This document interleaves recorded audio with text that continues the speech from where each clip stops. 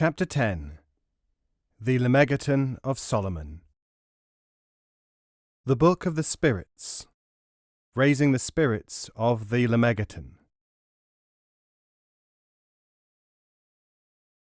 Famous among sorcerers as the Book of the Spirits, note not to be confused with the Liber Spirituum, which is described in Part 5, Chapter 15, the grimoire known as the Lemegeton was the source of many authoritative black books of the 17th and 18th centuries.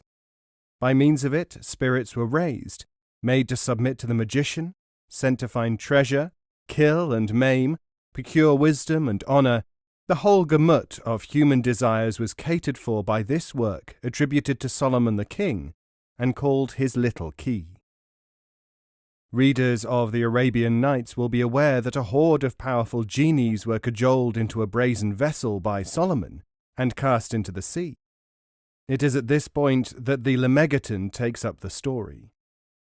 In Babylonian times, we are told in the preface, this dangerous vase was discovered and thought to hold a great treasure.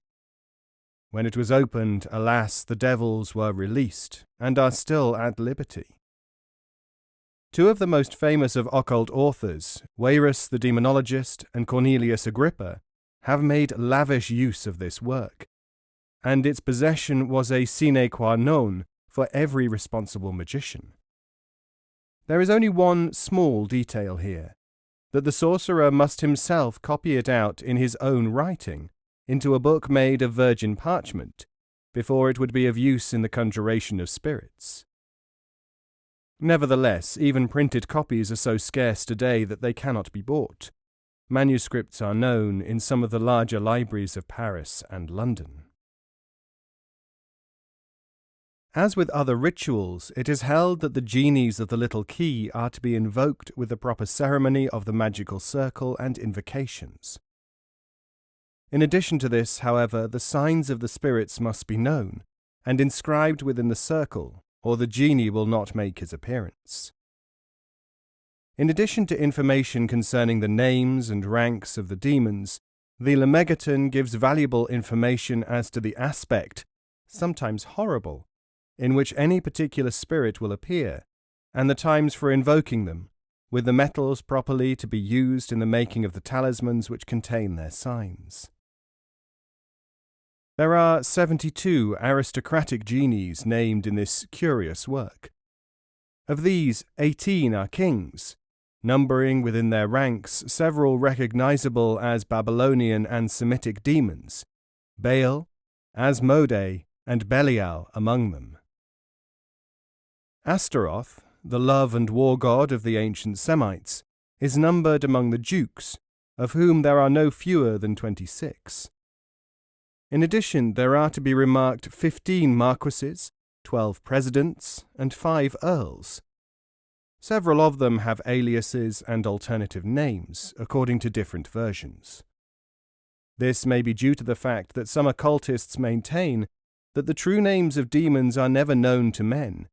They merely give a name by which they are to be called, and this name may vary according to the invocant. Their names and powers are tabulated in Appendix 1.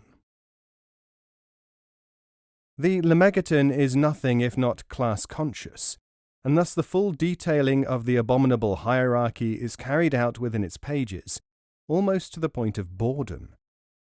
For this reason, the present author has to some extent edited and condensed the essential matter in order to make it more readable.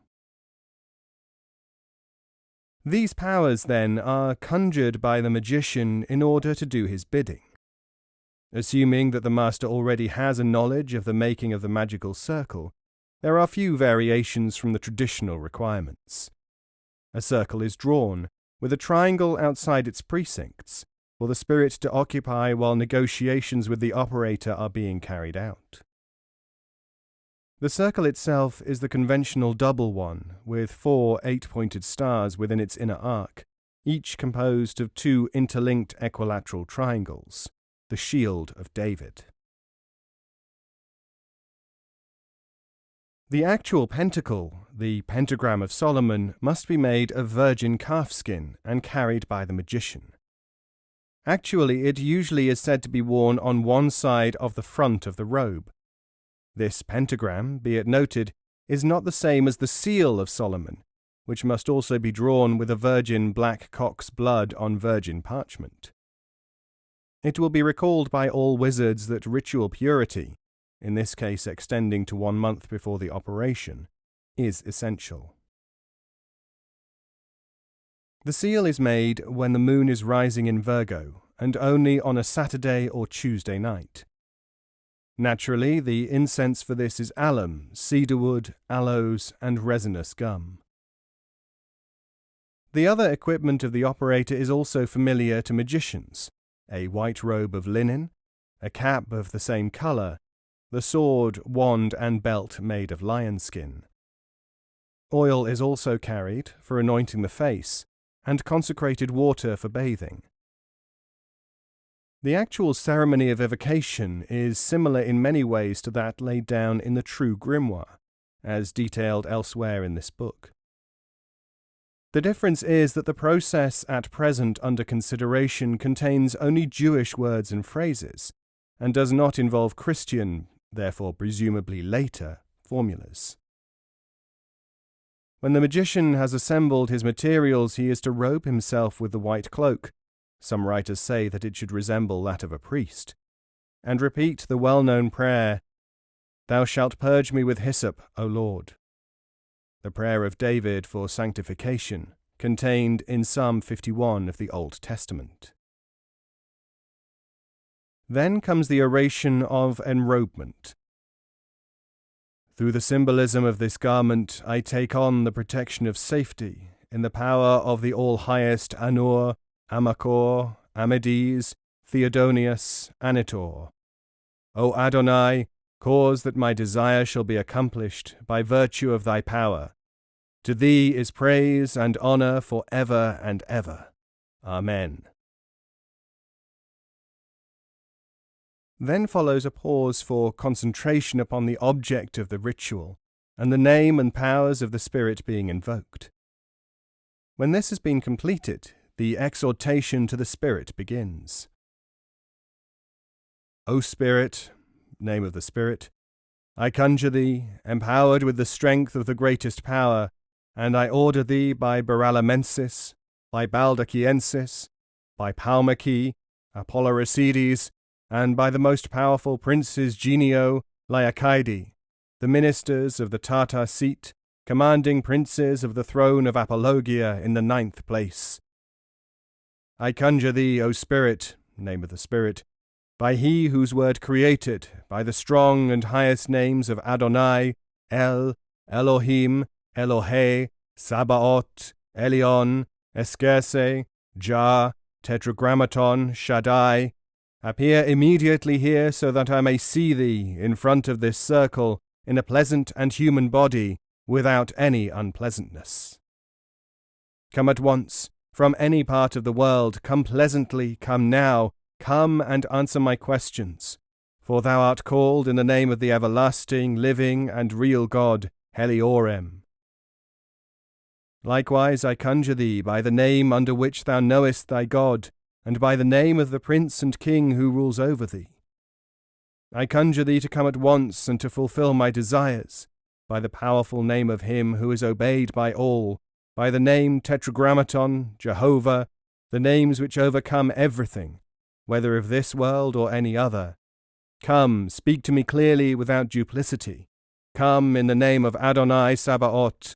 Come, linger not. Adonai Shaddai, the King of all kings, commands thee. This powerful conjuration should, we are told, take effect at once. If, however, the spirit named does not manifest himself during the recitation, it is to be repeated once or twice more. By this time the spirit should be in occupation of the triangle set aside for him. If he is not there, he is to be called again, in the terrible words of the second conjuration, which will be found together with the third conjuration in appendices 1 and 2 to this book. And failing his coming then, the third conjuration is to be used. There is a possibility that the spirit's non-arrival may be due to the fact that he is working somewhere else.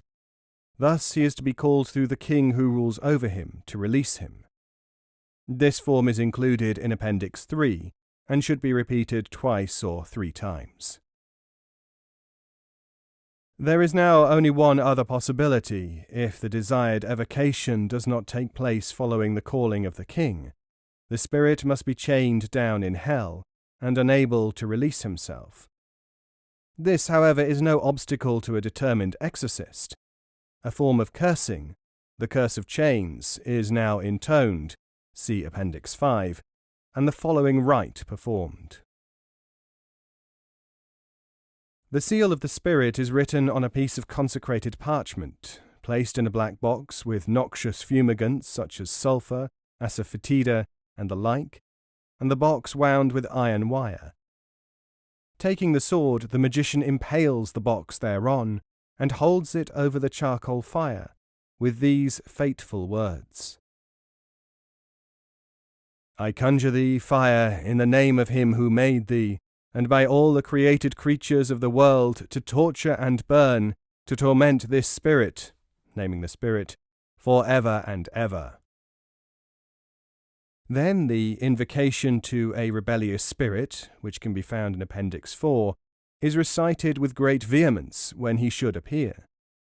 If he does not come, the second invocation to a rebellious spirit is used, as found in Appendix 6. The grimoire continues that the spirit must then come as soon as the box is placed on the charcoal fire. Then he must be allowed to see the pentacle of Solomon, which was previously covered with a piece of linen, and he is addressed thus: See, spirit, the pentacle of Solomon, which I have brought. See the penalty for disobedience. See the magician who is named Octinimos.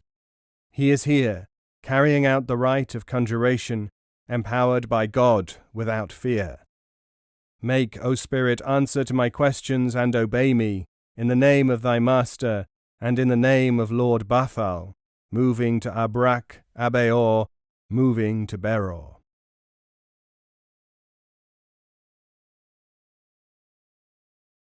Having heard this, the spirit will submit himself and ask what it is that he desired of him. Note, J.A.C. Colin de Plancy, in his Dictionnaire Infernal, Paris, 1823, substitutes simply the single great universal conjuration for the long drawn-out methods of this text. It runs as follows: I, name of operator, conjure thee, spirit, name of spirit, in the name of the great living God, to appear to me in this form to be mentioned. Otherwise St. Michael the Invisible, the Archangel, will cast thee into the deepest of all the pits of hell. Come thou then, name of spirit, come thou, come and do my will. Seeing that he is now repentant, he is to be addressed fairly and with good humour, and welcomed thus: Welcome, spirit, welcome to my presence. Thou wert invoked in the name of him who has created heaven and earth and hell, and obeyed through this power. I hereby bind thee, so that thou shalt remain here, visible and friendly, and within the confines of that triangle, while I still require thee, and leave not without the license to depart, and then not without having completed all my requests. Then the sorcerer is to treat with the spirit, and command him to do what he will, within the competence of the spirit, and afterwards give him the license to depart. It is emphasized by occultist writers that this license must never be omitted, or else grave evil may befall the operator. This is the license in one of its many forms. O Spirit, naming the spirit, now that thou hast correctly and diligently completed my tasks and answered my questions, thou mayst leave. Leave then without harm to any, man or beast. Leave then and be at my disposal whenever I shall call thee again. Leave now in peace and quiet, I adjure thee. May there be peace between thee and me for ever. Amen. Then all that the magician has to do is to wait for a short time until the spirit has disappeared, and he may then leave and repair to his own home. During this time he is to say prayers and give thanks for the successful completion of the rite. All these ceremonies, of course, presuppose that the operator is in possession of the secrets which actually cause the spirit to appear. He must, for example, know the times and places at which they can be called, as well as the metals of which their talismans are made. Kings and princes are conjured between the 9th and 12th hours. Their seals are, appropriately enough, wrought in gold. Silver is the metal for the marquises, who are called between the 3rd and 9th hours, and also, if needed, between sunrise and sunset. Dukes may be called only between sunrise and noon, and their talismans consist of their seals engraved upon copper. The metals of the prelates are of tin or silver, and they appear during the daylight hours. Cavaliers come between the 4th hour and sunset, or between dawn and sunrise. They are called with a talisman of lead. Presidents and earls may be invoked in daylight, the former with seals of fixed mercury, the latter with a silver-copper alloy. The entire hierarchy is under the 4 kings of the points of the compass: Ziminar, king of the north; Garp, king of the south; Corson, king of the west; and Amemon, king of the east. These latter are the kings called to release reluctant spirits. Another document gives variations in the names of the monarchs. There are the 4 emperors: in the north Demoriel, to the south Caspiel, to the west Amenodiel, and the emperor of the east Carnephiel. These in turn rule the 4 kings: the king of the north, Raziel; king of the south, Parmasiel; the king of the west, Malgaras; and the king of the east, Barniel. This manuscript of the Lemegeton states that they are to be invoked in order that they bring their subordinate spirits within the control of the magician. They are dangerous, and can be controlled only if the operator shields his face with his magical ring. Kings and emperors are to be conjured into a magical crystal, as are individual spirits. This is done by engraving a certain design upon a metal tabletop, and mounting upon this a crystal ball with a diameter of 4 inches. Then the seal of the spirit is taken and fixed to the breast of the magician, and this conjuration is spoken 7 times. I conjure thee, thou mighty and potent spirit, name and rank, who ruleth as rank in the dominion of the north, etc., according to the rulership of the king, etc., invoked.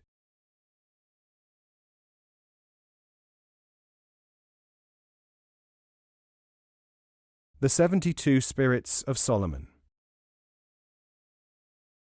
4 things are needed for the successful evocation and commanding of Solomonic spirits: knowledge of their names, functions, seals, and the conjurations.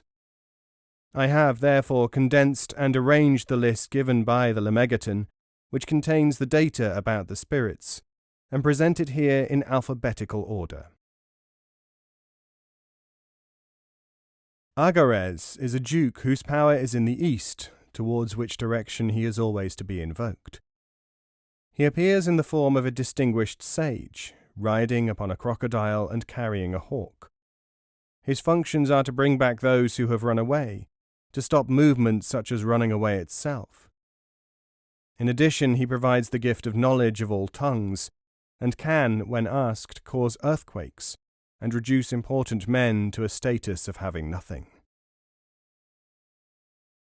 Aini is a powerful duke, shaped like a man with 3 heads, one of a snake, the second like a man, the third of a cat. His mount is a viper, in his hand he bears fire, and spreads destruction by means of it. His function is to teach cleverness, and he can also answer questions of things which are not known. Alosen is another strong duke, comes riding on horseback, attired as a warrior, though his visage is that of a red, fearsome lion. He speaks loudly and with a rough voice, his eyes flashing like fire. Alloser is another name for Alosen, used in some versions of the Lemegeton, and by various demonologists. He is also known in other works as Aloien. Anduscius is another duke.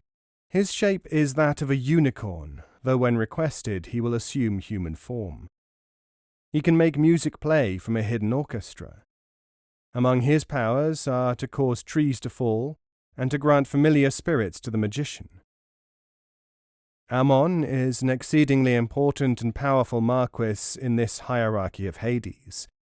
His shape on arrival is that of a wolf with a serpent's head or tail. It is necessary to command him to change into human form, which he does, but the transformation may not be complete, and it is said that he sometimes has a huge bird's head surmounting normal human shoulders. His functions include the reconciliation of enemies, the causing of love, and telling what is to happen in the future and what has already come to pass. Ami is a powerful president, whose favourite form when he appears is that of a flame. Like the other spirits, he will change to human shape when ordered. His specialities are science, and magicians may learn astrology from him in the twinkling of an eye. Any hidden treasure that is guarded by a spirit can be obtained through him. He will also provide the invocant with a useful familiar spirit. Andras, a marquis, favours an angel's body with the head of a raven. He rides upon a large wolf, and in his hand gleams a terrible sword. He is entirely destructive, and is so dangerous that he may kill the magician himself. Andrealphus, another marquis, is normally seen as a beautiful peacock. His specialities are to teach mathematics, especially geometry, and to transform people into birds. The Grimoire remarks that he will first arrive with a terrible noise, but settles down when told to assume human form. Andromalius is both a duke and an earl, thus presumably he can be conjured under the conditions obtaining for either rank of spirit. His normal appearance is human, and in his hand there is a snake. The magician may get treasures from him, recover any stolen article, and get to the bottom of all intrigue and plotting. Asmodee is a king with 3 heads.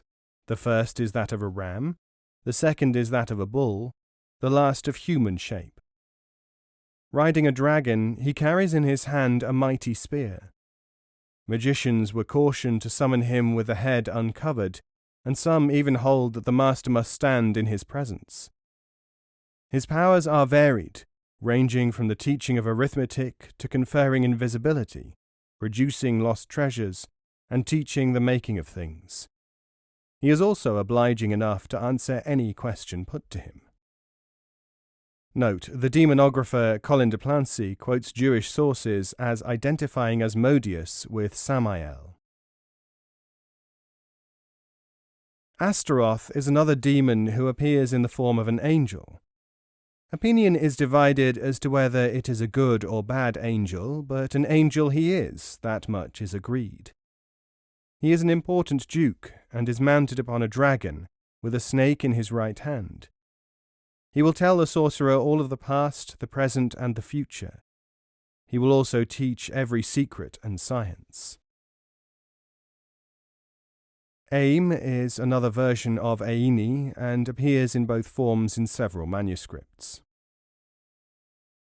Apios is an alias of Ippos, whose details are given later, and whose further name is rendered by certain magical writers as Aperos. Baal. This is the name of one of the most powerful of all kings of demons. He may present himself as a man with a human head, or that of a cat or toad. Occasionally he is seen with all at once. Speaking in a hoarse voice, he gives knowledge of all kinds, and tells the means to obtain invisibility.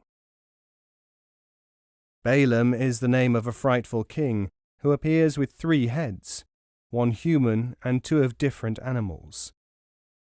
Like several other spirits, his voice is hoarse, and he rides a bear and carries a hawk at his wrist. Those who lack wit might well invoke him, for he gives it to those who ask him.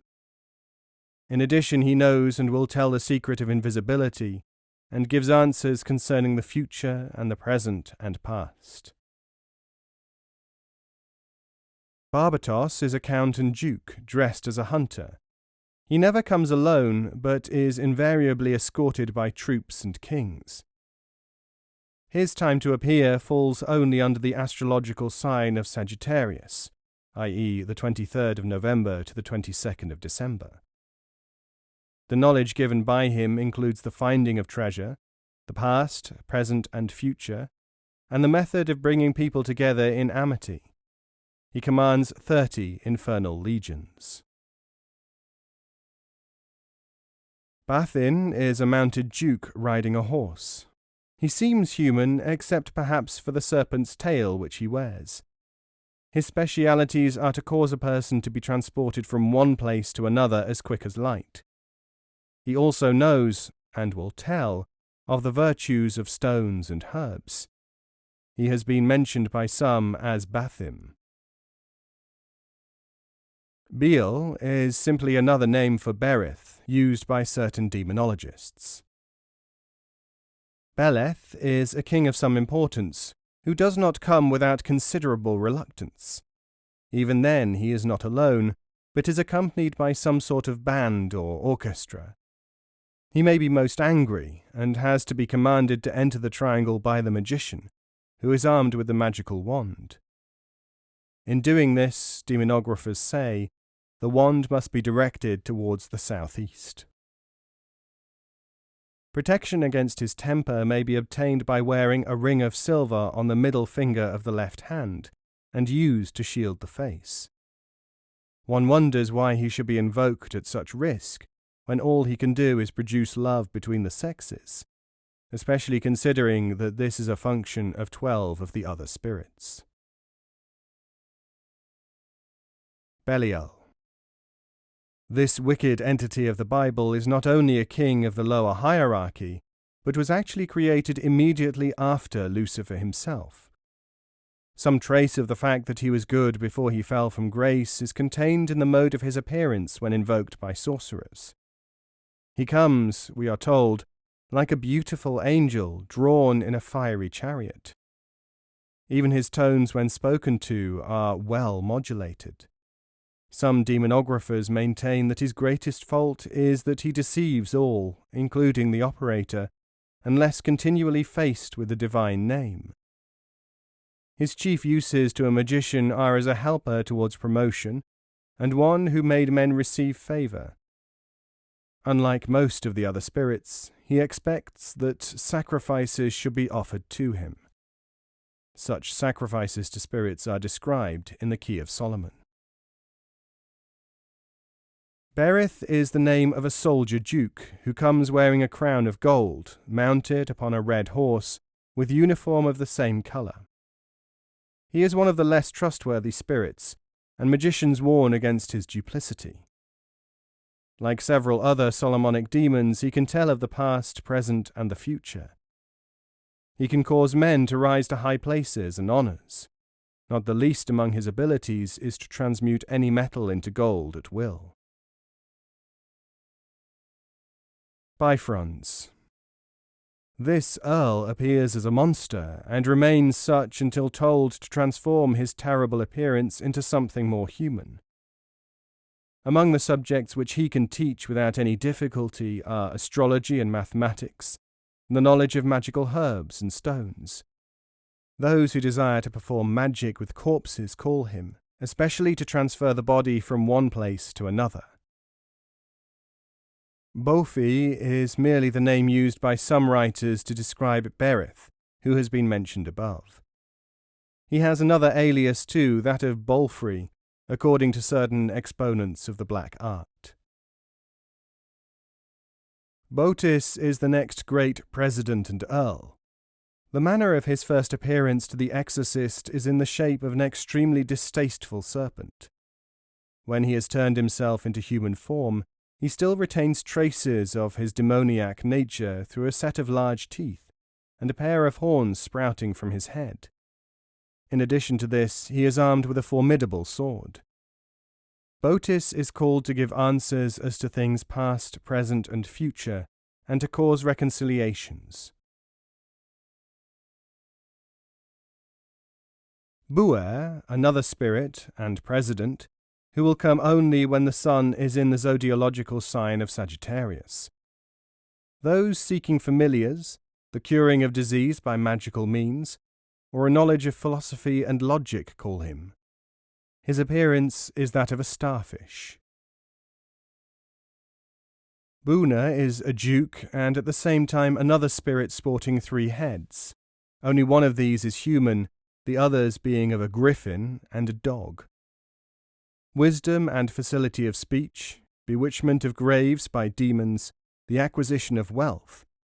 These are the powers attributed to Buna. Baileth is an alias of Beleth.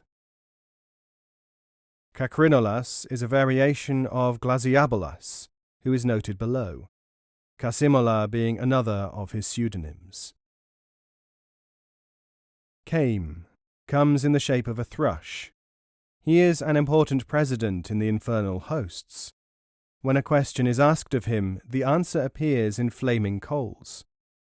To him is attributed the knowledge of the language of the birds, one of the attributes of King Solomon, whom he is said once to have served. He also knows, and will teach, if requested, the tongues of other creatures, of dogs and cattle, and even the meaning of the murmurings of waves. Apart from this, a magician may learn of him secrets of the future. Kerberos is another version of Naberius. Cimares, another marquis, another brave soldier. He rides upon a black horse, and among his powers is to make a man soldierly.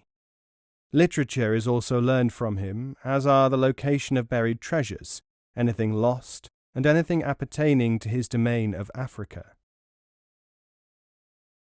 Curson, variation of person. Dantalion.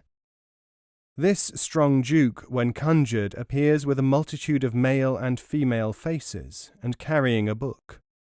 He is invoked in order to produce a vision of another person, to give news of secrets, and even the innermost thoughts of men, to teach any art or science, and to influence the minds of men against their will, and without their knowledge.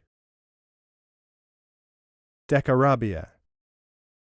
Those who invoke this marquis should not be at all surprised to see him appear in the inanimate form of a star within a pentagram. He can, of course, assume human form if ordered. Magicians desiring familiar spirits disguised as birds should apply to him, it is stated. Knowledge of the powers inherent in plants and stones is also to be gained from Decarabia. Eligor is another military spirit, a duke appearing like a knight with accoutrements. The main favours bestowed by him are the knowledge of hidden treasure, favour at courts, creating love or attraction. In addition to these things, he will start wars and cause armies to be collected. Flauros appears like a leopard. Even when constrained to appear in more human shape, he still has a disturbing aspect. He is an important duke. His aid is invoked against other spirits, and he will protect the magician against them. Sorcerers are cautioned that anything that this spirit may say outside the triangle will probably be false. Like many another Solomonic spirit, he knows all things of every tense, and will tell them. He is destructive inasmuch as he will annihilate the enemies of the magician if he is asked, and this by fire. Focalor, also a duke, his general form is that of a man with wings. His powers extend over the seas. If asked, he will cause death by drowning, sink ships, cause winds to blow. Forai, alias of Morax. Foras is a president, and has the usual appearance of a man. Phorcas is another version of his name.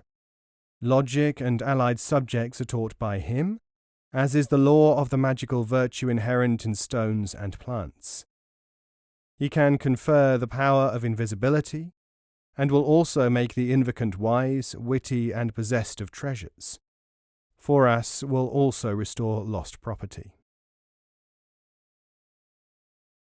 Forfax, another name for Morax. Fornius has the appearance of a monster from the sea.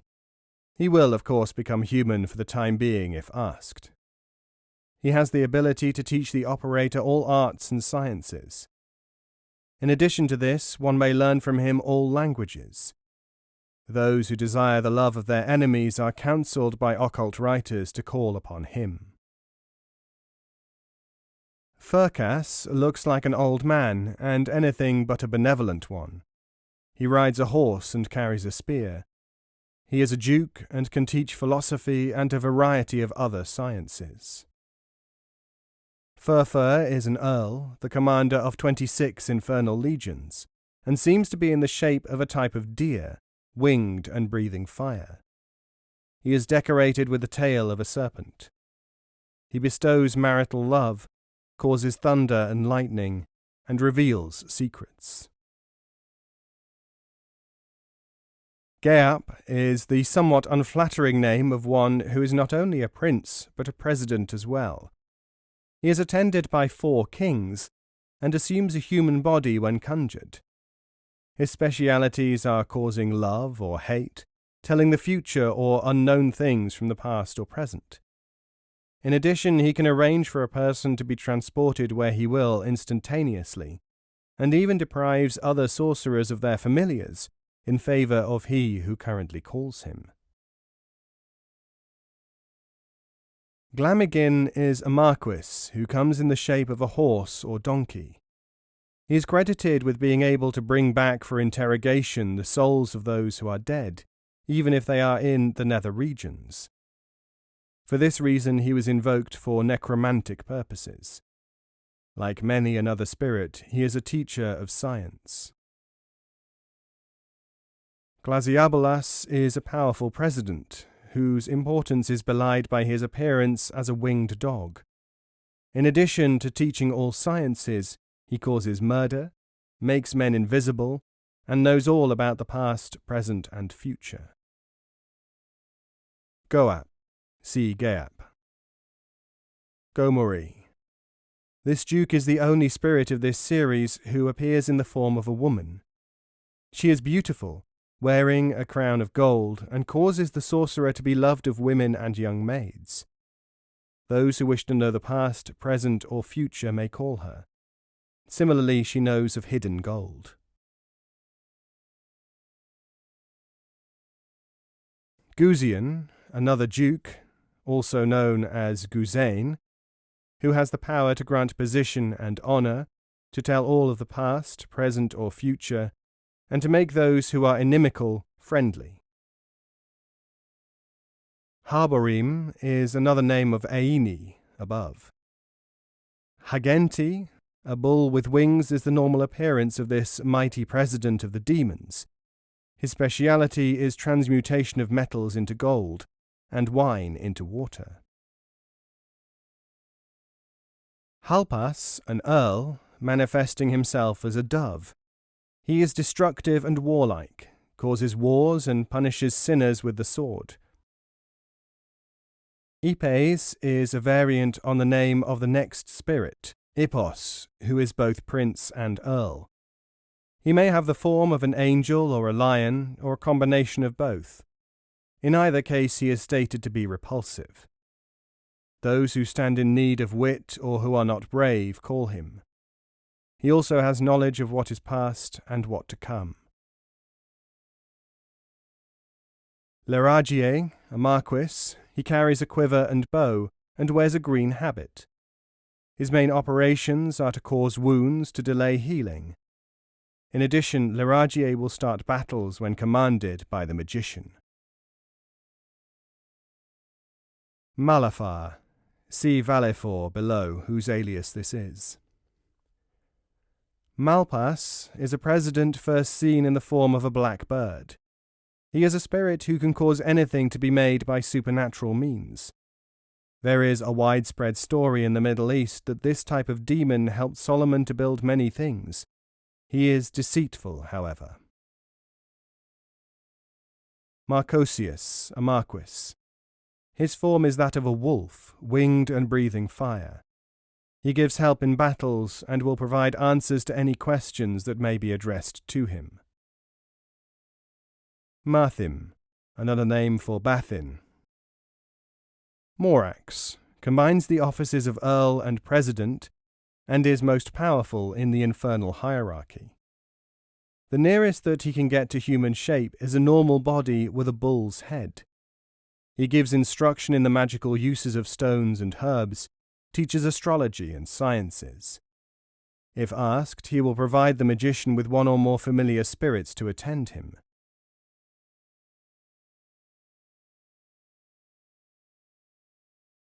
Murmur is a military duke and earl.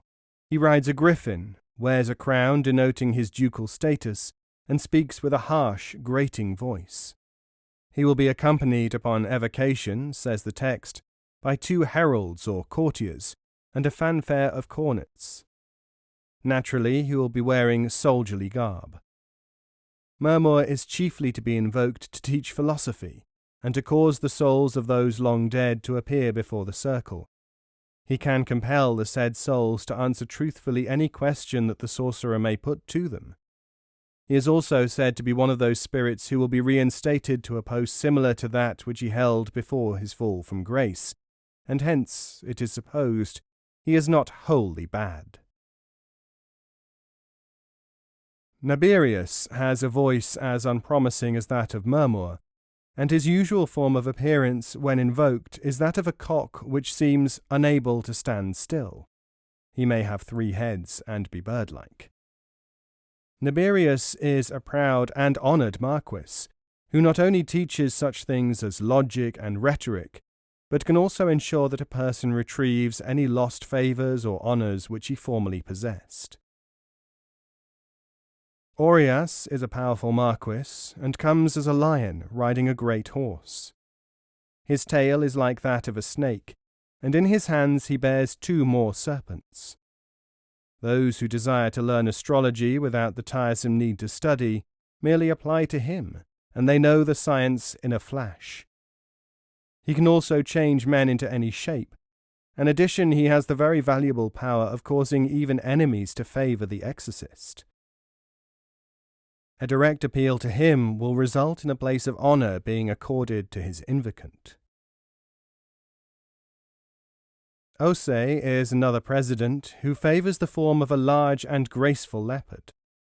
Like the previous spirit, he is able to transform people into whatever form they will. He causes delusions and insanity if required. Those who have been changed by him may not know it, and continue to behave as they normally do, in spite of their altered appearance. Things which are secret and hidden, especially hidden knowledge, will be revealed by him, as well as the more prosaic knowledge of all sciences and arts. Paimon has the rank of king, and directly under the supreme devil.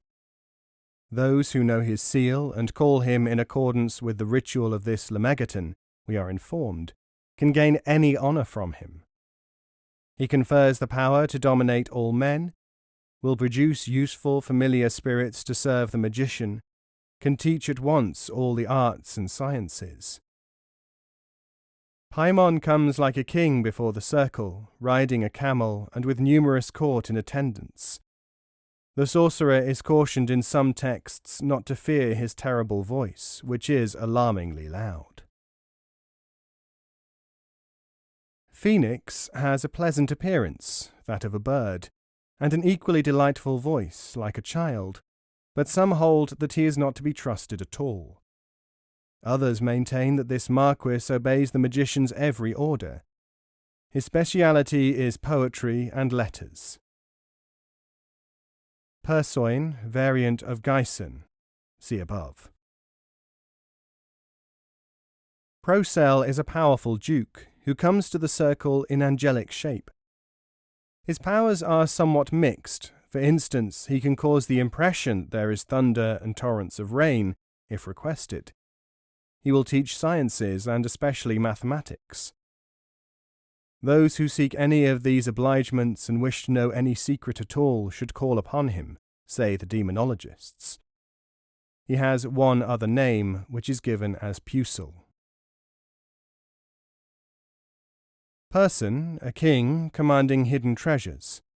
His lesser accomplishments are to say what is past, present, or future, to grant the aid of familiar spirits, and to tell anything at all that can be known when he is asked. His appearance may be rather against him. He looks like a man, very huge, and his head is that of a lion.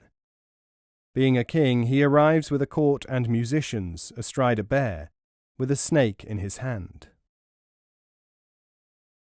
Raum, sometimes called Rame. This earl comes like a blackbird at first. Those who wish to create love can call upon him. He will reconcile enemies too, and destroy cities and even demolish a reputation. Like many other spirits, he will tell of the past, present, and future whatever is desired of him. Those in need of money can have it stolen by Raum and brought to them. In fact, he very much resembles many of the genii whose exploits are related in Oriental tales. Ronev is another name for Renobe, a marquis and earl, teaches languages, gives favour of friends and enemies alike. Sabnak is another spirit who appears as a warrior, again with the head of a lion and on horseback. This marquis of the demons is in control of fortifications and military camps, and also presides over wounds, which he can cause to become incurable. Some writers have called him Sabarak. Saleos is a duke, another soldier, and his territory is exclusively that of causing love between the sexes when asked. Skox, alias Shax, has the form of a bird, large or small, and is a marquis. Used for diabolical purposes, he will steal money and bring it to the magician, will cause any person to become deaf, dumb, or blind. He will produce a familiar spirit for the sorcerer, and can find things which are lost or hidden. Seer is the name of a powerful prince, whose greatest power is that he can cause anything to happen in the twinkling of an eye.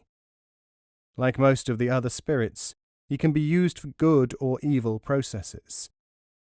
He appears as a man with long hair, upon a winged steed. Separ, another name of Vepar. Solas is a potent prince, whose usual form is that of a black raven. Like the other spirits, he will change upon request into more or less human shape. He is learned in star lore and everything touching the magical powers of plants and stones. Stolas is another version of his name. Sidone, version of Asmodee, see above. Saitri is a prince with a human body and wings, with the head of one of several kinds of wild animal. His province is exclusively that of love and lust. He will cause, for example, a man to love any woman, or vice versa. Again, he will compel women to display themselves in the nude before him who calls him. Tap, one of the pseudonyms of Geap, above. Valak is a president, appearing as a small boy mounted upon a dragon. He tells where treasures may be found and rules over reptiles. Valefor comes as a lion or some composite animal. Opinion is divided among ancient authors on this. He will tell anything which is unknown to the operator, and is in charge of occult medicine, curing all ills magically.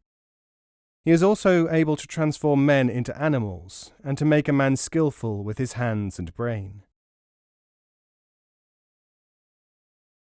Vapula, another duke to favour a lion's form with wings. He controls all connected with artisans and formal knowledge. Vasago is a prince and favoured by those who would know that which is unknown. He can be used to tell of the future, of the past and present, and of anything that has been lost or stolen. Vepa is a duke, though his shape is that of a mermaid. His province is the sea and all that is connected therewith. He will, for example, cause storms at sea, death and disaster, and also delusions of ships on the sea. Vine is the only spirit who will tell a magician the identity of other sorcerers and witches. He can also cause destruction and knows that which is secret, regardless of time.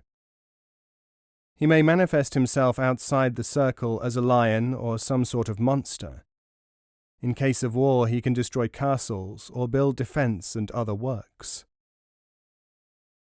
Vual is a duke of apparently Asian or African origin. He will begin speaking Egyptian and will seem as a camel. He is to be told to assume human form and speak the tongue of the magician. He can make one beloved of women and cause friendship and esteem. He also knows all and is not bound by time. Zargon is a king in the shape of a winged bull.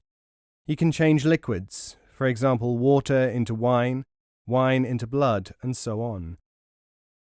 Those who lack a sense of humour will find that he can make up the deficiency. One of his useful accomplishments is alchemy. Zaleos is another form of Salios above. Zepar is the last of the spirits of the Lemegeton. A strong duke, he can change people into any shape they desire. He can make a woman love any man, at the magician's command.